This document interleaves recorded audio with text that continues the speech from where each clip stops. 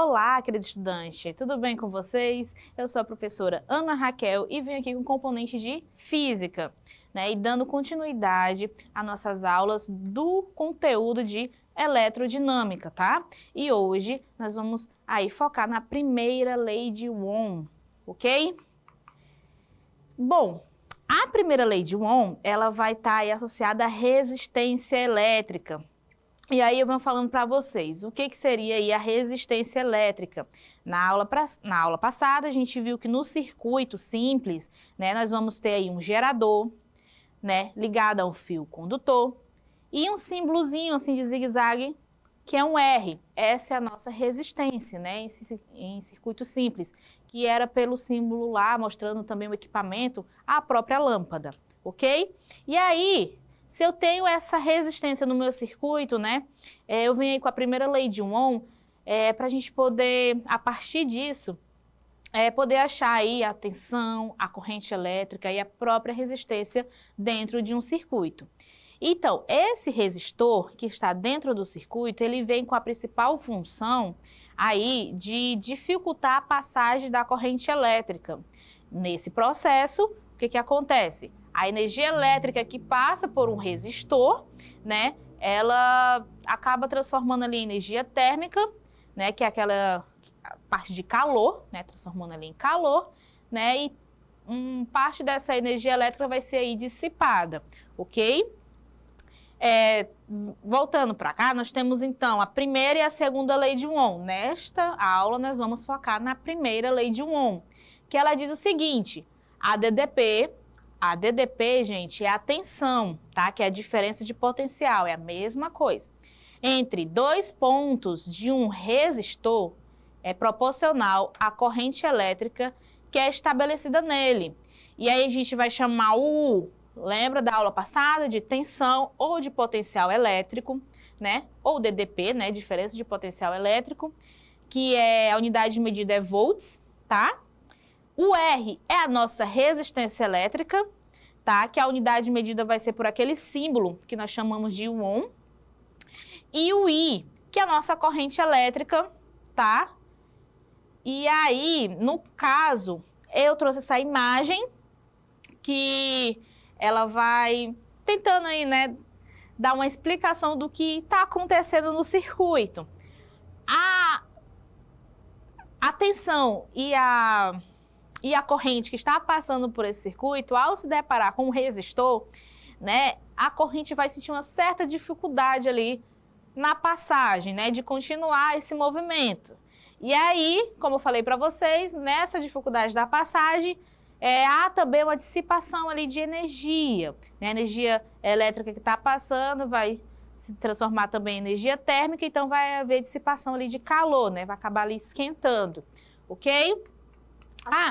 E na segunda lei, que a gente vai ver na próxima aula, ela define a resistência elétrica em função do material que ele é feito, do seu comprimento e da área de sua secção. Vou deixar essa para a aula que vem, tá? Mas interessante falar que o fio condutor, ele pode ser um fio de cobre, outro tipo de material, e ele também influencia aí, tá? Então vamos focar aqui na resistência elétrica, primeira lei de Ohm. Um macetezinho para vocês. Nós temos três formas aí, três equações, tá? Vamos aqui para a primeira. A primeira é o URI. Olha, fácil de macetezinho de decorar, URI. Tá? Com ela você já desenvolve todas as outras. Eu coloquei aqui dentro desse triângulo porque fica mais fácil, tá? De você aí montar. Então, se tua questão ela tiver te entregando ali as informações de resistência e corrente e você quer achar a tensão, é só você multiplicar e aí você vai ter a tensão elétrica. Agora, se a sua questão ela precisa da corrente elétrica, o que você vai fazer? Você vai ali dividir a tensão pela sua resistência, ali, pelo seu resistor, ok? E se a sua questão quer a resistência, que é o valor ali do resistor, você vai dividir a tensão pela corrente. Olha aí como ficou facinho, de você fazer as suas anotações. E aí eu coloquei aqui mais exemplificado, tá? Os termos aí para você se familiarizar com esses termos. Tudo bem que na prova vai vir assim, com esses termos, ok? A tensão que é dada em volts, tá? Em volts, que aí vai ser o quê? Igual a resistência vezes a corrente. A corrente que é dada em ampere, que eu vou chamar ali de I, vai ser a tensão dividido pela resistência, que é o que eu falei para vocês, a nossa resistência, né, que eu vou chamar ela de R, vai ser a nossa tensão dividido ali pela corrente, né, só coloquei ela em forma escrita para ficar visual para vocês. Bom, e aí nós vamos para a nossa questão, ok? Nós temos aqui a questão do livro Sistema Farias Brito, página 93, questão de número 15, a prova Enem 2, Ciências da Natureza e suas tecnologias. Tá? Eu gosto de começar pelo enunciado, aí depois a gente vem grifando, ok? Eu gosto de começar pela pergunta, depois a gente vem grifando. Ele fala assim, ó, considerando a resistência interna de um típico, né, celular de 5 ohms, então ele já me deu a resistência aí no enunciado, né, a resistência interna de tipo celular de 5 ohms. De acordo com as informações contidas no texto, a diferença em volts. Gente, diferença é uma subtração, tá? Então, beleza, eu tenho aí uma resistência e uma diferença em volts, beleza. Entre a tensão elétrica fornecida pela bateria ao aparelho durante a conversão e durante o modo espera. Então, vamos ler aqui agora a questão, né, para a gente interpretar melhor essa pergunta. Ele fala assim, ó, por que os celulares explodem? A multiplicação dos casos de choques elétricos através dos telefones celulares tem trazido uma boa dose de preocupação a muitas pessoas, principalmente aquelas que fazem uso constante desse tipo de aparelho. No entanto, um estudo feito nos Estados Unidos informa que mais de 50% dos acidentes que ocorrem com equipamentos de alta tecnologia seriam evitados se as pessoas conhecessem um pouco de seu princípio de funcionamento. O que se constatou nas dezenas de casos que ocorreram no nosso país foi que eles estão, em sua maioria, associados ao uso de baterias piratas ou ainda à utilização inadequada das baterias e carregadores. Segundo parágrafo, as baterias mais comuns nos aparelhos modernos são os lítions, né? Lítions, mais leves e mais eficientes que os modelos antigos. No entanto, mais delicadas, sendo facilmente afetadas por alterações bruscas de temperaturas e choques mecânicos. Além do que, é natural o aquecimento do aparelho durante a conversação, já que a corrente elétrica aumenta a cerca de 5 vezes em relação ao modo espera, que possui corrente elétrica de apenas 100 mA, dissipando mais calor para os componentes do celular. Gente, esse enunciado é grande, hein?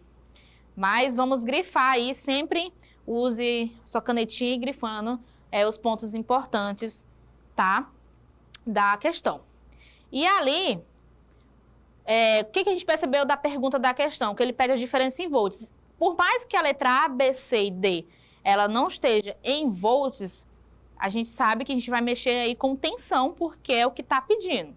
Então, vou passar aqui, tá? E aí eu vou colocar as informações que eu tirei do texto, né, e do comando. O comando, ele diz que a minha resistência é igual a 5 ohms, que ele está falando lá do celular, certo? E ele me disse também que eu vou ter um UB, que eu vou chamar de tensão da bateria, menos o UE, que eu vou chamar da tensão de espera. Eu vou voltar aqui a pergunta, ou a questão, quer dizer... ela fala aqui, ó, a diferença em volts entre a tensão elétrica fornecida pela bateria, tá? Então, vou chamar de UB, a tensão da bateria, e durante o modo espera, UE, tá? De modo espera. Aí, fazer uma subtração. E aí, essa parte que está grifada, ele me dá as informações que eu preciso. Ele diz aqui, ó, já que a corrente elétrica aumenta cerca de 5 vezes em relação ao modo espera, né, que possui uma corrente elétrica de apenas 100 miliamperes. Então, vou colocar essa informação aqui, ó. Vou começar pelo UE. UE, tensão do modo espera. Vai ser igual ao meu R vezes I, né, que é a nossa fórmula da primeira lei de Ohm.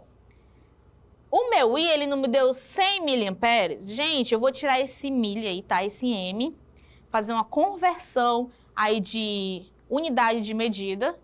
E aí eu vou correr a casa decimal, vai ficar 0,1 amperes, tá? Então, o que eu vou fazer? Agora é só multiplicar a corrente pelo nosso resistor, tá? Pela nossa resistência, que é o quê? 5 vezes 0,1. Então, a minha tensão no UE, na minha tensão no modo espera, vai ser 0,5 volts, tá? Essa primeira partezinha é do cálculo. Agora a gente vai calcular a parte do UB, ok? Na parte do UB, que é na minha bateria, ele me fala que ela aumenta 5 vezes em relação ao modo espera. Então, vou pegar o meu I, que é 0,5 amperes, vezes 5, já que ele aumentou 5 vezes, tá? E vai ficar ali 0,5 amperes, ok? Então, quando eu for multiplicar o meu URI da bateria, né? Aqui é da bateria, tá, gente? Vai ficar 5 vezes 0,5. Eu vou ter o quê? 2,5 volts, ok? E aí, eu vou fazer a subtração, então, da bateria menos o do modo espera, que é o que a questão está me pedindo, ok? Eu vou fazer aí a subtração. E aí, eu vou pegar o 2,5 que eu achei, menos 0,5. E aí, fazendo a subtração, eu vou ter 2 volts. Qual é, então, a minha alternativa? Que é a questão, né? A, B, C, D ali. Vamos ver qual é. É a nossa letra C, tá? Deu, então, a diferença da tensão da bateria menos a tensão do modo espera, deu aí 2 volts, tá bom? E eu venho com outra questão aqui do Enem, tá? 2014, segundo dia, caderno 6, terceira aplicação de ciência da natureza. Vamos ler aqui. O corpo humano sofre esse fenômeno de descarga elétrica, comportando-se como um condutor, pois... Vamos ler aqui a questão inteira, então, né? Ele está falando do fenômeno de descarga elétrica que nosso corpo sofre, né? Você já percebeu quando vocês passam em momentos frios, né? Em tempos secos ou muito tempo no ar-condicionado, né? E tudo mais, que você já encostou em água e já levou aquele choque, né? E tal, né? Você já viu umas cargas elétricas ali saindo de você? Então, essa questão vai tratar disso. Bora ler. No território brasileiro, existem períodos do ano que apresentam queda na umidade do ar, fazendo com que o ar fique bastante seco. Nesta época, é comum observar que as pessoas, ao saírem do carro e tocarem a maçaneta da porta, levam pequenos choques elétricos. Além disso, pessoas que ficam muito tempo em contato com aparelhos eletrodomésticos ou que dormem com roupas feitas de determinados materiais, como a seda, ao tocar objetos metálicos, também sentem as descargas elétricas, ou seja, levam, né, um choque elétrico ali. E aí a questão ela vem trazendo aí por que a gente sofre esse fenômeno físico, né, de descarga. Gente, nosso corpo, tá? A gente está tratando aqui da parte de elerodinâmica e estamos falando de circuitos elétricos, né, e como os componentes se comportam nesse circuito. O nosso corpo é um circuito elétrico. Tudo bem? As cargas elétricas também se movimentam, tá? Na gente, ok? E aí, no caso, vamos pontuar umas coisas. Ó, nas observações. Na termologia, que é outro estudo, né, do ramo da física, sabemos que o ar mais quente sobe e o ar mais frio desce. E quando essa umidade falta, né? Essa umidade falta, né? Quando fica o tempo mais seco, acumulamos essas cargas, tá? Aí, o que acontece? Quando no clima assim mais chuvoso, né? O clima mais úmido, facilmente essas cargas elas se dispersam, tá? Do nosso corpo. E quando o clima está mais seco, elas ficam mais presas. É praticamente isso que a gente está falando. Vamos voltar aqui. Quando essa umidade falta, né? Acumulamos essas cargas ao encostarmos na maçaneta da porta, como diz o enunciado, né? Elas vão escoar, elas querem sair, né? Esse escoamento de carga nada mais é do que o choque elétrico. Então, na hora que a gente encosta algo e vê, às vezes a gente vê até brilhos, né? Dependendo aí da situação. Aí você já sente aquele choque, é porque ela está escoando, ela está saindo ali do seu corpo. Beleza, e aí nós temos a alternativa aqui. A, B, C, D e E, tá? E aí, eu vou só evidenciar aqui, conforme eu vou lendo as alternativas, a gente já vai eliminando praticamente as outras. A letra A, ela fala assim, ó, oferece resistência nula. Gente, vou colocar aqui. Eu falei agora para vocês que o nosso corpo se comporta, né, um grande circuito elétrico aqui. Mas isso não significa que a nossa resistência seja nula, não. Nós temos resistência sim, tá? Ela só é baixa, mas nós temos. Então, aqui quando ele fala resistência nula, ela não é nula, ok? E aí nas observações eu coloquei aqui embaixo, ó. Nosso corpo possui uma certa resistência elétrica. Entretanto, ela é baixa, permitindo com que ele seja facilmente percorrido por uma corrente elétrica. Gente, o interessante de falar da resistência aqui é o seguinte, a resistência que a gente falou desde o começo, ela não dificulta a passagem da corrente. Então, se eu tenho uma alta resistência, eu vou ter essa corrente se passando com dificuldade, né? E aí, se eu tenho baixa resistência, a corrente vai passar melhor. Então, o que acontece no nosso corpo? Nós temos uma baixa resistência, ou seja, essas cargas elas vão passar com mais facilidade. Tudo bem? As cargas elétricas elas vão passar com mais facilidade. Nós temos resistência, ela não é nula, mas ela é baixa, então ela passa com mais facilidade. Voltando aqui para a questão AB. Permite que uma certa quantidade líquida de carga se desloque com facilidade através do corpo? Olha só, praticamente o que eu falei para vocês, né? Bom, essa é a nossa alternativa, mas vamos continuar lendo. C. Permite que uma quantidade líquida de carga se desloque com dificuldade?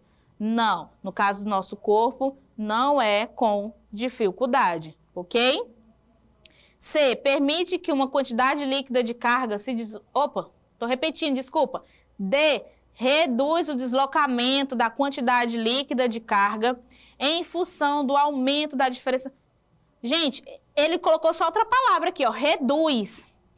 Ele está dificultando o deslocamento. Não está dificultando o deslocamento, tá, gente? Ele está facilitando, né? As cargas, elas estão fluindo aí, tudo bem?